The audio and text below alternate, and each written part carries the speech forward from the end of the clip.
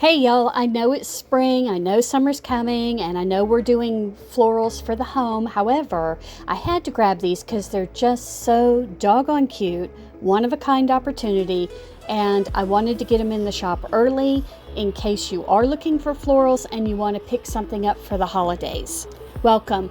This is the Crafty Hobbit channel. I'm Jeanette. I'm a home decor artist and a vintage rehab designer, and this video is featuring 3 little mini holiday winter theme florals. Now don't worry, you don't need a green thumb because these are artificial, so they're not going to die on you.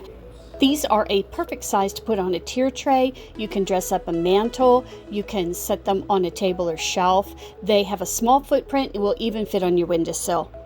We've got the faux evergreen with the pine cones, the faux holly berries, and then the faux mistletoe with its white blossoms.